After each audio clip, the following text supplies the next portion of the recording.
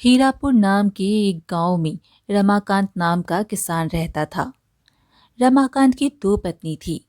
दरअसल रमाकांत की पहली पत्नी से संतान नहीं हुई, इसलिए उसने परिवार वालों के कहने पर दूसरा विवाह भी कर लिया।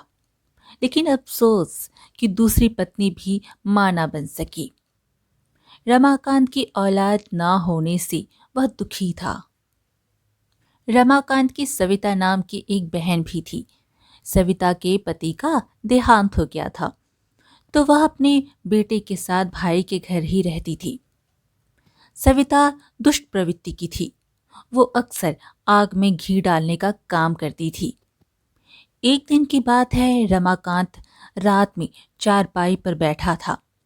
तभी वहां सविता आई और बोली, भैया, आपकी किस्मत में लगता है कोई संतान है ही नहीं। आपकी शादी को पूरे 14 साल बीत चुके हैं, लेकिन आपकी आज तक कोई संतान नहीं हुई। ना जाने कैसा कौन सा दोष लगा है आप पर। रमाकांत भी निराश होता हुआ बोला, मुझे भी कुछ समझ नहीं आ रहा है सविता। संतान प्राप्ति के लिए ही मैंने दो दो विवाह किए, लेकिन फिर भी मेरी दोनों पत्नियों से एक भी संतान मुझे अभी तक प्राप्त नहीं हो पाई। भैया, शायद आपकी किस्मत में संतान है ही नहीं। नहीं सविता, मैं हार नहीं मान सकता। भैया, तो अब आप क्या करेंगी? आपकी दोनों पत्नियां तो आपको कोई संतान नहीं दे पाई। अब आप उम्मीद भी किससे लगा सकते हैं? वो है ना, ऊपर वाला।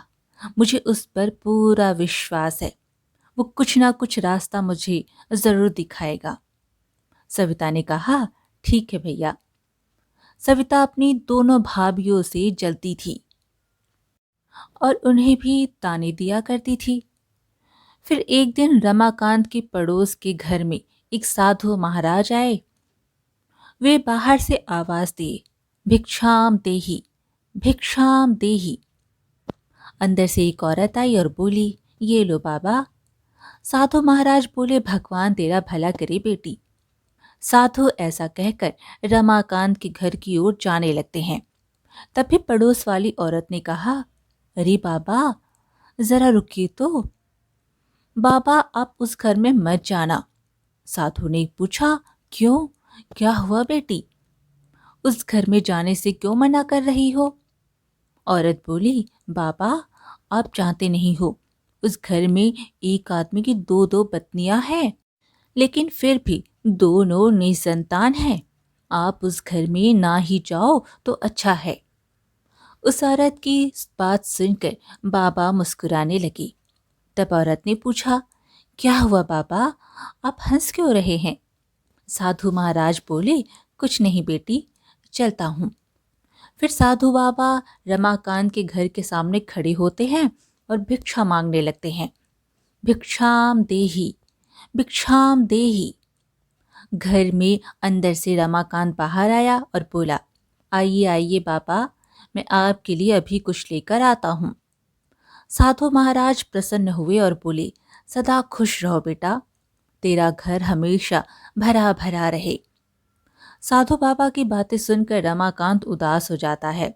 साधु महाराज देखते हैं तो पूछने लगे, क्या हुआ बेटी, तू उदास क्यों हो गया? रमाकांत ने कहा, कुछ नहीं बाबा, बस आपने जो आशीर्वाद दिया है उसके बारे में सोच रहा हूँ कि कभी यह आशीर्वाद सफल होगा भी कि नहीं। साधु ने कहा, आखिर बात क्या है, बताओ मुझे। रमाकांत ने कहा, बाबा, आज मेरी शादी को पूरे 14 वर्ष बीत चुके हैं। मैं दो दो शादियां कर चुका हूँ, फिर भी एक संतान भी नहीं है। बस यही एक दुख है मुझे। साधु महाराज मुस्कुराते हुए बोले, तुम फिक्र मत करो, मेरे पास इसका एक उपाय है। रमाकांत बोला, क्या बाबा, आप सच कह रहे हैं? साधु महाराज ने कहा, बिल्कुल, मेरे पास एक ऐसा उपाय है जिससे तुम्हें संतान प्राप्ति भी होगी और तुम सुखी भी होगे। रमाकांत ने कहा, अगर ऐसी बात है बाबा, तो मैं आपके पैर पड़ता हूँ, वो उपाय मुझे बता दें। मैं आपकी जिंदगी भर आभारी रहूंगा। साधु महाराज बोले, बेटे, यहाँ से कुछ दूर एक जंगल है। उस जंगल के बीचों बीच एक पेड़ लगा है। अगर उस पेड़ का फल तेरी दोनों पत्नियों में से कोई एक खा ले तो वो गर्भवती हो जाएगी। रमाकांत ने कहा, अगर ऐसी बात है बाबा, तो मैं अभी उस जंगल में जाकर उस पेड़ का फल ले आता हूँ। साधु ने कहा, रुको, वहां तुम्हें संभल कर जाना होगा। जल्दबाजी में वहां जाना ठीक नहीं।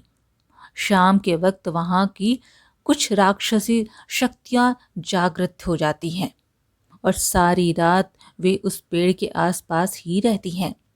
अगर तुमने इस वक्त उस पेड़ से फल तोड़े तो वे तुम्हें जान से मार डालेंगी। कल सुबह तुम उस जंगल में जाना और उस पेड़ से फल लाकर अपनी किसी एक पत्नी को खिला देना। रमाकांत खुश हुआ और बोला, ठीक है बाबा, मैं ऐसा ही करूंगा। साधु महाराज ने कहा, पर ध्यान रहे, जब भी तुम्हारी कोई एक पत्नी इस फल को खाए तो सारा दिन वो मौन व्रत रहे, तभी यह फल काम करेगा। रमाकांत ने कहा, ठीक है बाबा जी, आपकी इस बात का मैं पूरा ध्यान रखूंगा। साधु महाराज बोले, अब मैं चलता हूं, सदा खुश रहो। साधु महात्मा ऐसा कहकर वहां से चले जाते हैं। अगली सुबह रमाकांत ने अपनी दोनों पत्नियों से कहा, कल एक साधु महात्मा आए थे हमारे घर। उन्होंने संतान प्राप्ति का एक बहुत ही अच्छा उपाय बताया है। मैं उसी के लिए जंगल जा रहा हूँ, जल्दी आ जाऊंगा। पत्नियों ने कहा, ठीक है जी, अपना ख्याल रखना। रमाकांत ने कहा, तुम दोनों भी अपना ध्यान रखना। ऐसा कहकर वह वहां से जंगल की ओर निकल पड़ता है। जंगल में पहुंचकर रमाकांत खुद से कहने लगा, इतने बड़े जंगल में अब मैं उस पेड़ को कहाँ ढूंढूं? पर मुझे उस पेड़ को देखना तो जरूर है। कुछ भी हो, उस पेड़ का फल मैं हासिल करके ही रहूंगा। वो यूं ही मन बड़बड़ाता हुआ उस पेड़ के नजदीक पहुंच जाता है जहां बहुत बड़े बड़े फल लगे हुए थे। ओ, तो यही है, वो पेड़ लग रहा है। इसके फल भी साधु बाबा ने जैसे बताए थे वैसे ही है। अब जल्दी से मुझे यह फल तोड़ लेने चाहिए। रमाकांत ने जैसे ही फल तोड़ने वाला ही होता है, उस पेड़ में से एक आवाज आती है, रुक जाओ, कौन हो तुम और मेरे फलों को क्यों तोड़ रहे हो? रमाकांत घबराने लगता है। पेड़ से फिर आवाज आई, डरो मत, मैं तुम्हें कोई हानि नहीं पहुंचाऊंगा। रमाकांत ने हाथ जोड़कर कहा, हे वृक्षदेव, मुझे माफ करिए, परंतु मैंने सुन रखा है कि आपके इन फलों को खाने से संतान प्राप्ति होती है। बस इसी उम्मीद से मैं आपके इन फलों को लेने आया हूँ, ताकि अपनी पत्नी को खिलाकर संतान प्राप्त कर सकूं। हे वृक्ष देवता, 14 साल से संतान के लिए तड़प रहा हूँ, कृपया कर मेरी मदद करिए। वृक्ष ने कहा, ठीक है, पर उससे पहले तुम मेरे एक प्रश्न का उत्तर बताओ। रमाकांत ने पूछा, क्या प्रश्न है आपका? वृक्ष ने कहा, यही कि तुम्हें इस संतानी पेड़ के बारे में बताया किसने? इस पेड़ के बारे में तो बहुत कम लोग ही जानते हैं। फिर तुम्हें कैसे पता कि ऐसा भी पेड़ है जिसके फल खाने से संतान प्राप्ति होती है? पेड़ देवता, मेरे गांव में एक साधु महात्मा आए थे। उन्होंने मेरी पीड़ा देखकर इस पेड़ के फल के बारे में बताया था, इसलिए मैं इस पेड़ को ढूंढते ढूंढते यहाँ तक आ गया। वृक्ष ने कहा, ठीक है, अपने दोनों हाथ ऊपर करो। रमाकांत अपने दोनों हाथ फैलाता है, जिससे पेड़ देवता एक फल उसके हाथों में दे देते हैं। ये लो, इस फल को अपनी पत्नी को खिला देना। रमाकांत बोला, आपका बहुत बहुत धन्यवाद वृक्ष देवता। वृक्ष ने कहा, परंतु याद रहे, इस फल को जब भी तुम्हारी पत्नी खाए उस दिन उसे मौन रहना पड़ेगा अगर उसने ऐसा नहीं किया तो आने वाले बच्चे पर बहुत बड़ी विपत्ति आ सकती है। रमाकांत ने कहा, ठीक है वृक्ष देवता, मैं इस बात का पूरा ख्याल रखूंगा। रमाकांत उस फल को लेकर अपने घर की ओर निकल जाता है और कुछ ही देर में अपने घर पहुंच जाता है। रमाकांत के घर पहुंचते ही उसकी दोनों पत्नियों ने कहा, आ गए आप? मुझे तो आपकी बड़ी फिक्र हो रही थी। पता नहीं वो जंगल में कैसे जानवर हों। अच्छा हुआ आप अंधेरा होने से पहले आ गए। रमाकांत ने कहा, अच्छा सुनो, ये देखो, मैं जादुई संतान प्राप्त वाला फल ले आया हूं। अब तुम दोनों में से कौन इस फल को खाएगा, बताओ मुझे, ताकि मैं इस फल को खाने के नियम तुम्हें बता सकूं। उसकी पत्नी बोली, हमें एक दिन का मोहलत दीजिए, हम दोनों सोच कर बताती हैं। रमाकांत ने कहा, ठीक है, और जल्दी बताना, अब मैं और इंतजार नहीं कर सकता। जब रमाकांत अपनी दोनों पत्नियों को संतान प्राप्ति वाले फल के बारे में बता रहा होता है, तभी सविता दरवाजे के पीछे खड़ी होकर सारी बातें सुन रही होती है। ओह, तो यह बात है, पर मैं ऐसा होने नहीं दूंगी। अगर इन दोनों में से कोई भी गर्भवती हो गई और बच्चे को जन्म दे दिया तो मेरा तो इस घर से पता ही कट जाएगा, और मेरे इस बेटे का क्या होगा? नहीं नहीं, मुझे तो कुछ सोचना ही पड़ेगा। इधर रात में रमाकांत की दोनों पत्नियां एक दूसरे से बात करती हैं। छोटी ने बड़ी से कहा, दीदी, हमारे पति ने हमें इतनी बड़ी जिम्मेदारी दे दी है, मुझसे तो इतनी बड़ी जिम्मेदारी संभाली ही नहीं जाएगी। बड़ी बोली, पर बहन, वो हमारी संतान के लिए यह तो कर रहे हैं। वो इतनी दूर जंगल गए ताकि हमारे घर में संतान आए। तुम्हें इसके बारे में सोचना चाहिए। एक काम करो, वो फल तुम खा लो। छोटी बोली, पर दीदी मैं क्यों फल खाऊं? आप भी तो खा सकती हैं ना। बड़ी बोली, हाँ खा सकती हूँ, पर तुझे तो पता है ना मेरी उम्र कितनी हो चुकी है। मैं नहीं चाहती मेरी वजह से बच्चे को कोई दिक्कत हो। छोटी बोली, कोई दिक्कत नहीं होगी दीदी, आप विश्वास रखिए, और अगर यह बच्चा आपसे हुआ तो लोगों का मुंह भी बंद हो जाएगा। लोग जो 1000 प्रकार की बातें करते हैं। बड़ी ने कहा, ठीक है, फिर मैं इनको जाकर बता देती हूँ, वो फल मैं खाऊंगी। छोटी बोली, ठीक है दीदी, चलिए हम दोनों चलते हैं उनके पास। दोनों रमाकांत के पास पहुंची। रमाकांत ने पूछा, तो क्या निश्चित किया तुम दोनों ने? बड़ी ने कहा, मैं खाऊंगी इस फल को। रमाकांत ने कहा, चलो अच्छी बात है, पर मैं बार बार कह रहा हूँ, इस फल को खाने के बाद मौन रहना है तुम्हें। तुम कल ही इस फल का सेवन करना और सारा दिन मौन रहना। और हाँ, भूल से भी कोई भूल मत करना, वरना सारी मेहनत व्यर्थ चली जाएगी। बड़ी ने कहा, ठीक है जी। इधर सविता मन ही मन सोचती है, अब आएगा ना मज़ा, मैं इसका काम पूरा होने ही नहीं दूंगी। मौन रहकर फल कैसे खाती है यह भी मैं देखूं तो। अगली सुबह रमाकांत ने कहा, ये लो फल, मुझे यकीन है अब तुम पूरी तरह से तैयार हो इस फल को खाने के लिए।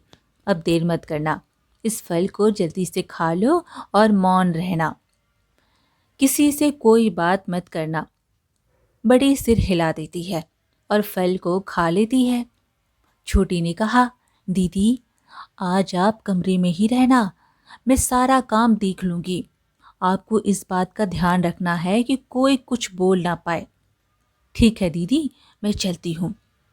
बड़ी एक कमरे में आराम करने लगती है। इधर सविता सोचती है, क्या करूं जिससे इसका मौन व्रत टूट जाए। बहुत सोचने के बाद सविता छोटी भाभी के पास जाती है। भाभी जी, भैया खेतों में चले गए हैं क्या? छोटी ने कहा, हाँ, वो तो बहुत देर के गए हैं। सविता बोली, भाभी आप पड़ोसी वाली काकी के यहाँ से थोड़ा दूध लेके आएंगे क्या? उड़ने के लिए चाहिए था। छोटी ने कहा, ठीक है, मैं अभी जाकर लेकर आती हूँ। छोटी के जाने के बाद सविता सोचने लगी, यही अच्छा मौका है बड़ी भाभी से बुलवाने का। सविता एक डिब्बा लेकर आती है जिसमें काली बिच्छू थी और उसे बड़ी भाभी के कमरे में छोड़ देती है और खुद से कहती है, मैं यहाँ से चली जाती हूँ वरना बाकी लोगों को मेरे ऊपर शक हो जाएगा। कुछ ही देर में छोटी और रमाकांत दोनों आ जाते हैं। तभी बड़ी जोर से चीखती है, बचाओ बचाओ।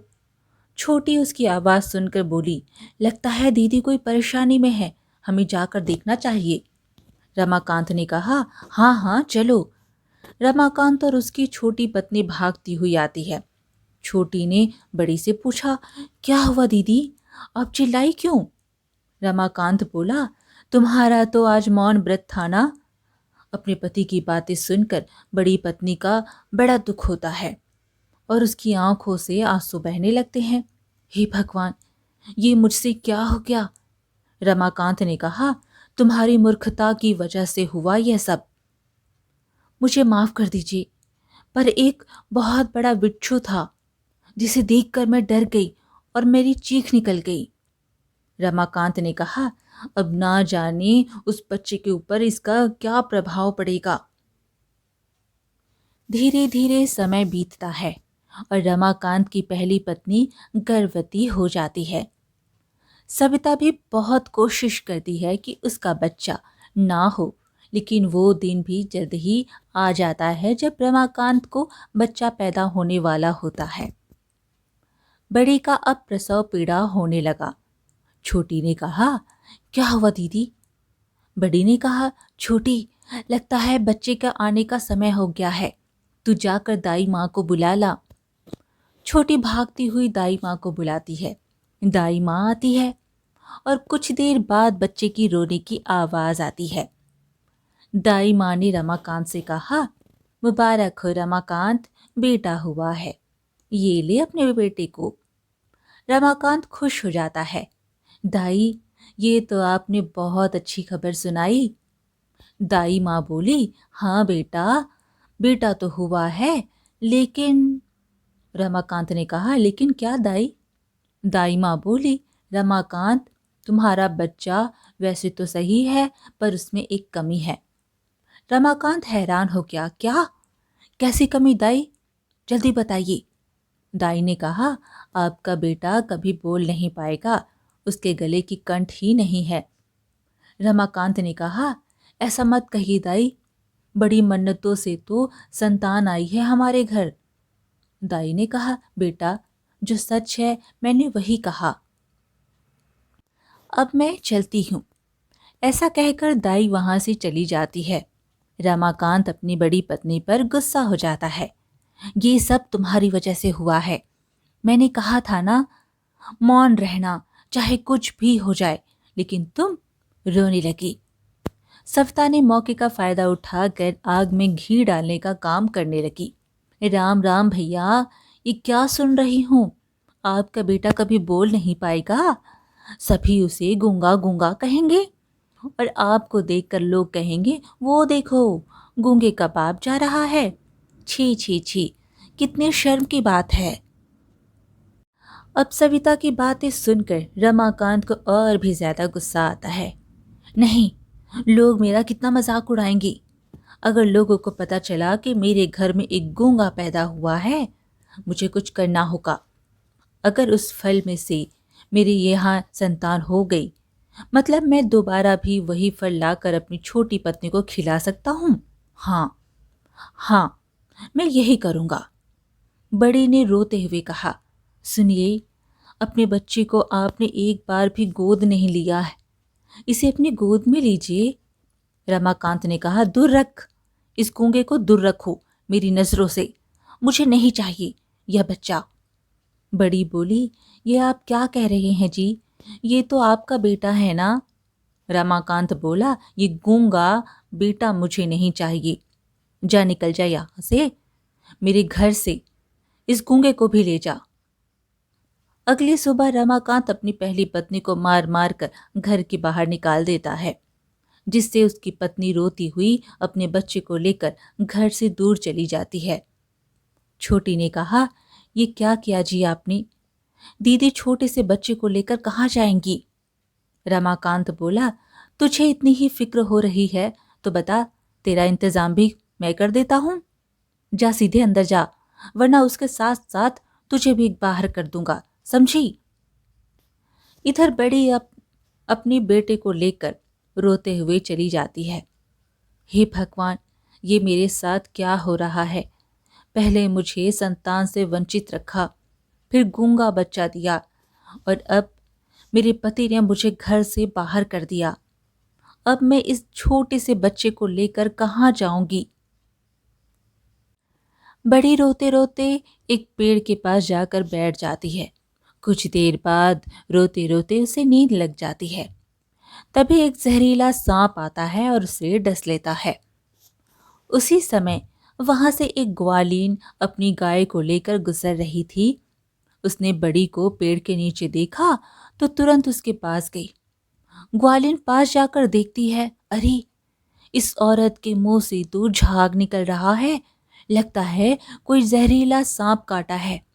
अरे बहन, बहन, कौन हो तुम? बड़ी ने धीमे स्वर में कहा, बहन, मुझे एक जहरीले सांप ने काट लिया है। यह मेरा बच्चा है, कृपया करके इसे अपने पास रख लीजिए। मुझे नहीं लगता मैं अब बच पाऊंगी। ग्वालिन बोली, तुम फिक्र ना करो, अब हम वैद्य जी को बुला कर लाते हैं, पास में ही रहते हैं वो। बड़ी बोली, नहीं, अब मैं जीवित नहीं बच पाऊंगी। आप मेरे ऊपर एक उपकार कर दीजिए, मेरे बेटे को बड़े होने तक अपने पास रख लीजिए। मेरा बेटा बोल नहीं सकता, गूंगा है वो। ऐसा कहकर रमाकांत की पत्नी अपने प्राण त्याग देती है। ग्वालिन बोली, हे भगवान, इस औरत को शांति देना। आजा मुन्ना, आजा, आजा मेरी गोद में। ग्वालिन अपनी गाय दुलारी और उस बच्चे को अपने साथ अपनी कुटिया में ले आती है। हे प्रभु, तेरी भी गजब लीला है। मेरी कोई संतान नहीं थी, अंत में तुमने संतान सुख दे दिया। चलो अच्छा ही है। इधर दूसरे दिन रमाकांत फिर उस जंगल में जाता है और संतानी फल लेने के लिए और एक संतानी फल ले आता है और अपनी दूसरी पत्नी को खिला देता है। ग्वालिन मुन्ना का नाम गोपाल रख देती है और अब वो गोपाल को लेकर दुलारी को चराने जाने लगी। दिन बीतते गए और ऐसे ही 18 साल बीत जाते हैं और मुन्ना बड़ा हो जाता है। गोपाल और दुलारी में अपनापन बहुत था। एक दिन गोपाल अपनी माँ से इशारे में कुछ कहने लगा। ग्वालिन ने कहा, क्या हुआ गोपाल, क्या कह रहा है? मुझे कुछ समझ नहीं आ रहा है। गोपाल फिर हाथ हिलाकर अपनी माँ से कुछ कहता है। उसकी माँ बोली, अच्छा, तो तू कह रहा है कि आज से तू दुलारी को चराने लेकर जाएगा? गोपाल सिर हिलाता है। अरे बेटा, मैं हूं ना, अभी तेरी माँ में बहुत जान है, चिंता मत कर तू। लेकिन गोपाल जिद करने लगता है। ठीक है, ठीक है, जा, तू बड़ा जिद्दी है। मेरी कोई बात आज तक नहीं मानी, जो अब मानेगा। ले, पोटली ले, तेरे लिए रोटियां बांध के रखी है। अब गोपाल दुलारी को जंगल ले गया चराने को। दुलारी को चरने के लिए छोड़ देता है और खुद बैठकर रोटी खाता है। तभी गोपाल की नज़र एक आदमी पर पड़ी। वो आदमी एक सुंदर सी लड़की को बेहोश स्थिति में जंगल की ओर ले जाता दिखाई देता है। गोपाल उसे देखकर सोचने लगा, अरे यह कौन है जो चुपके इस लड़की को लेकर जा रहा है? कहीं कोई बात तो जरूर है। लड़की भी कुछ बोल नहीं रही। कहीं ये आदमी इस लड़की का अपहरण करके तो नहीं ले जा रहा। गोपाल उस आदमी के पास जाता है और उससे छीना झपटी करने लगता है, लेकिन आदमी उसे धक्का दे देता है। गोपाल उस आदमी की तरफ इशारा करता है जिससे दुलारी उस आदमी के पीछे जाती है और उसी सींग मारकर घायल कर देती है, जिससे आदमी बेहोश हो जाता है। लड़की को होश आ जाता है। वो गोपाल को देखकर कहने लगती है, कौन हो तुम? गोपाल आदमी की तरफ इशारा करता है। लड़की उस आदमी को देखती है। यह तो वही आदमी है जो मेरा अपहरण करके भाग रहा था। भाई तुम्हारा बहुत बहुत धन्यवाद।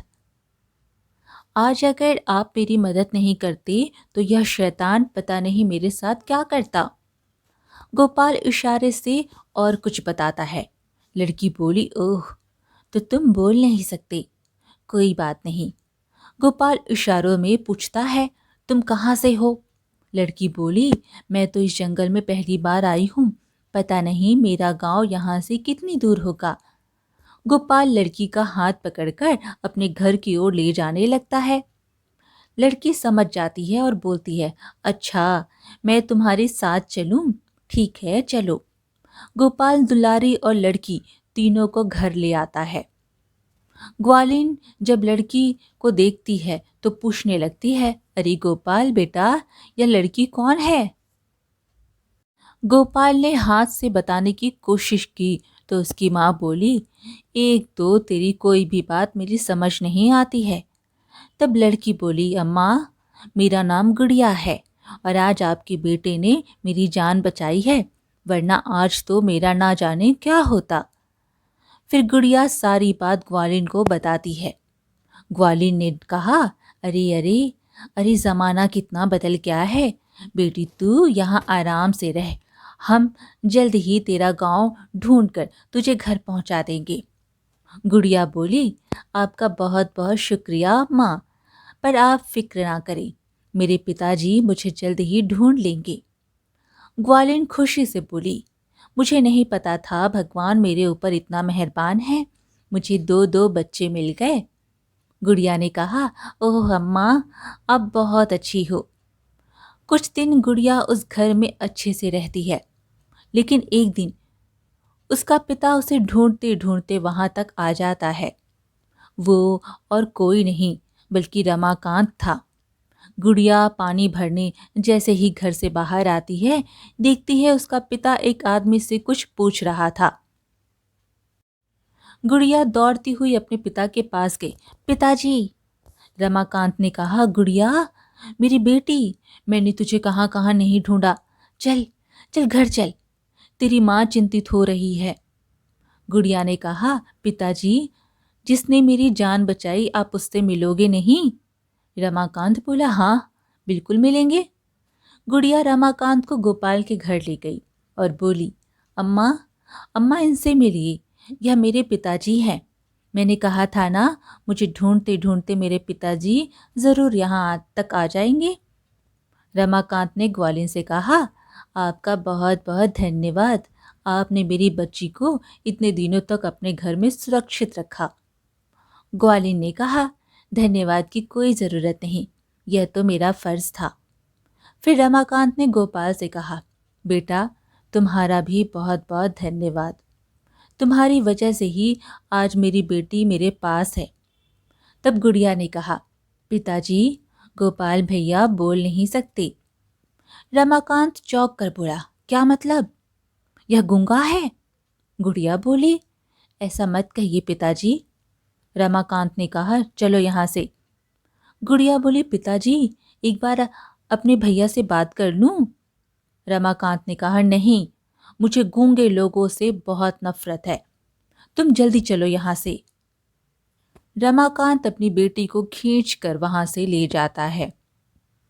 फिर एक दिन उस राज्य के सैनिक गांव में घोषणा करते हैं, सुनो सुनो सुनो, महाराज अपनी बेटी के लिए उचित वर की तलाश कर रहे हैं। जो भी उनकी परीक्षा में पास होगा, महाराज उसका विवाह अपनी बेटी से कर देंगे। गांव भर के लोगों ने इस परीक्षा में बढ़ चढ़कर हिस्सा लिया। ग्वालिन ने गोपाल से कहा, बेटा तू जा, मेरा बेटा किसी से कम है क्या? राज दरबार सजता है और एक से बढ़कर एक लड़के उस परीक्षा में शामिल होते हैं। लेकिन पहली परीक्षा में ही सबके सब असफल हो जाते हैं। पहली परीक्षा की सत्य की परीक्षा, जिसमें अभी एक ऐसा आईना दिखाया जाता है जिससे उसका असली रूप दिखाया जाता है। जैसे ही लोग उस आईने के सामने आते हैं, सबके असली चेहरे दिख जाते हैं और वे डर कर भाग जाते हैं। राजा ने कहा, क्या इस पूरे राज्य में एक भी ऐसा आदमी नहीं है जो मेरी बेटी के योग्य हो?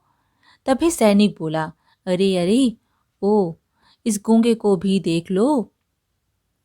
तब गोपाल बिना हिचक और डरे आईने में देखता है, जिससे उस आईने में एक बहुत ही ईमानदार और नेक इंसान दिखता है। राजा खुश होते हैं। वाह, तुमने तो पहली परीक्षा पास कर ली।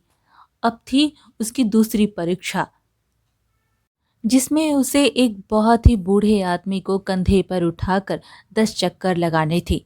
लेकिन इस बीच उसे बिल्कुल भी घृणा नहीं करनी थी। गोपाल ने उस बूढ़े आदमी को अपने कंधे पर बिठाकर बिना किसी हिचक के 10 चक्कर लगाए, जिसके बाद बूढ़ा आदमी एक नौजवान में बदल गया और बोला, तुम वाकई में एक नेक इंसान हो। मैं राजकुमारी का भाई हूँ जो इस परीक्षा में शामिल हुआ था। तुम इस परीक्षा में भी पास हो चुके हो। राजा ने कहा, बेटे, तुम्हारी तीसरी परीक्षा है जिसमें तुम्हें एक जहरीले सांप से सामना करना होगा। गोपाल ने फिर हामी भर दी। गोपाल के सामने जहरीले सांप को लाया गया। यह वही सांप था जिसने उसकी मां को बचपन में डसा था। सांप ने गोपाल को देखकर पहचान गया और सारी बात उसके सामने बोल दी। मुझे माफ कर देना, आज मेरी वजह से तू अनाथ हो गया। तेरी माँ मेरी वजह से मर गई, लेकिन तेरा यहाँ तक आना बहुत ज़रूरी था, इसलिए मैंने ऐसा किया। सांप एक शक्ति से गोपाल को आवाज़ देता है। सांप ने कहा, बेटे, अब तुम बोल सकते हो। गोपाल बोला, क्या सच में? अरे, मेरी आवाज़ आ गई, मेरी आवाज़ आ गई। आपका बहुत बहुत शुक्रिया नाग देवता। पर आप क्या कह रहे थे? मुझे कुछ समझ नहीं आया। फिर सांप गोपाल को सारी बात बताता है। गोपाल चौंक जाता है। क्या? सांप ने कहा, पर बेटे, अगर मैं ऐसा नहीं करता तो तुम यहाँ तक कभी नहीं पहुँच पाते। जिनके साथ तुम रहते हो वो तुम्हारी असली माँ नहीं है, बल्कि उन्होंने तुम्हें पाला है, माँ जैसा प्यार दिया है। गोपाल बोला, फिर कौन है मेरे पिता? सांप रमाकांत की तस्वीर अपनी आंखों में दिखाता है। गोपाल रमाकांत को देख के पहचान जाता है। अरे, यह तो गुड़िया के पिता हैं। मतलब गुड़िया मेरी ही बहन है। हाँ, बिल्कुल। सांप ने कहा, मैंने तुम्हें सब कुछ बता दिया है, अब मैं चलता हूँ। तब राजा बोले, तुम्हारी परीक्षा अब पूरी हो चुकी है। बेटे, तुमने सारी परीक्षा पास कर ली है। अब क्या तुम मेरी बेटी से शादी करने को तैयार हो? गोपाल बोला, जी, बिल्कुल। राजा गोपाल और राजकुमारी की धूमधाम से शादी कराता है। उसी समय रमाकांत राज दरबार में आता है, लेकिन गोपाल को राजकुमारी के साथ विवाह करते देख चौंक जाता है और राजा से कहता है, महाराज, आप ये क्या कर रहे हैं? ये आदमी तो गूंगा है। राजा ने कहा, नहीं रमाकांत, यह आदमी गूंगा था, अब यह ठीक है। गोपाल अपने पिताजी को देखकर उनके पास आता है और सारी सच्चाई बताता है, जिसे उसके पिता सुनकर बहुत खुश होता है और बोलता है, मुझे माफ कर दे बेटे, मैंने तुझे और तेरी माँ को घर से निकाल दिया था। गोपाल ने कहा, कोई बात नहीं पिताजी। रमाकांत ने कहा, चल, अब घर चल बेटा। गोपाल बोला, नहीं पिताजी, मेरी अम्मा घर पर मेरा इंतज़ार कर रही होगी, मैं चलता हूँ। ऐसा कहकर गोपाल वहाँ से चला जाता है और अपनी अम्मा और अपनी पत्नी के साथ खुशी खुशी रहने लगता है। आज की कहानी यहीं पर समाप्त हुई। फिर मिलेंगे एक और कहानी के साथ। कहानी पसंद आए तो कमेंट में हरे कृष्णा ज़रूर लिखें और चैनल को सब्सक्राइब करना बिल्कुल ना भूलें। धन्यवाद।